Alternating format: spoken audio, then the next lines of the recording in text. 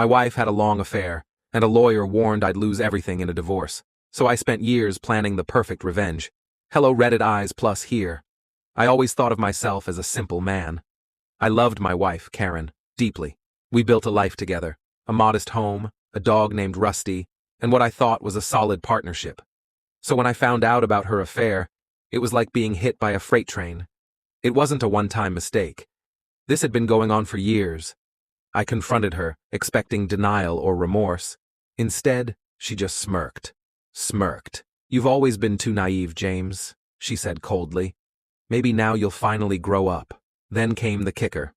When I met with a divorce lawyer, I was hit with another gut punch.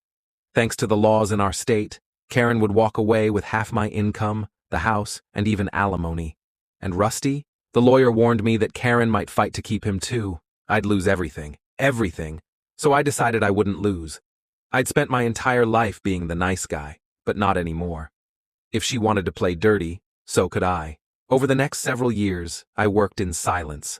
I smiled when I had to, bided my time, and perfected my plan. Karen never cared much about the details of my work. I owned a small but thriving software company. It was my pride and joy. But after her betrayal, I started shifting things around. I brought in a silent partner, my college buddy Dave, and over time, I quietly transferred the majority of my shares to him. On paper, I became an employee of the company I founded. My salary was modest, and my ownership appeared non-existent. But behind the scenes, Dave and I had a legally binding agreement. Once the dust settled, I'd buy back my shares for a token sum. Karen loved our house. She loved hosting her book club there, basking in the admiration of her friends. So I made it look like I was sinking money into renovations. A new roof here, landscaping there. In reality, I was intentionally overpaying contractors who were in on my plan. The house's value on paper ballooned, but the quality of the work was shoddy at best. Karen's affair wasn't exactly a well-kept secret. I knew who he was, a flashy real estate agent named Brad.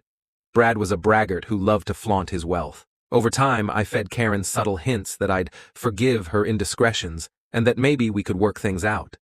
This made her more comfortable flaunting her relationship with Brad in public. Meanwhile, I hired a private investigator. Every romantic getaway, every lavish gift Brad bought her, it was all meticulously documented. Years passed. I acted like the dutiful husband, even throwing Karen a surprise anniversary party. But when the time was right, I filed for divorce. Karen was blindsided.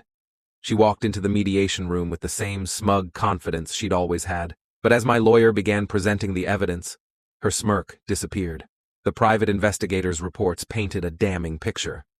Karen and Brad had been using marital funds to finance their escapades, something that violated the terms of our prenuptial agreement. The shoddy renovations?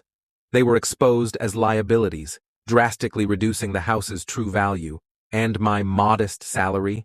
It meant she couldn't demand much in alimony, but the pièce de résistance was the business. Since I no longer technically owned it, there was nothing for her to take. The divorce was finalized. Karen walked away with a fraction of what she'd expected, a rundown house with a leaking roof and no claim to my business. But here's where things took an unexpected turn. After the divorce, I didn't feel triumphant. I felt free. Free to live my life on my terms. I sold the house to a developer and moved into a charming lakeside cabin with Rusty. The peace and quiet gave me time to think about what I truly wanted. As for Karen, she married Brad, but their relationship crumbled within a year when his financial troubles caught up to him. Meanwhile, I bought back my business shares and expanded the company. One crisp autumn morning, I met someone new. Her name was Emily. She was smart, kind, and had a laugh that could light up the darkest room. For the first time in years, I was truly happy. Not because I'd won, but because I'd finally let go of the past and embraced the future.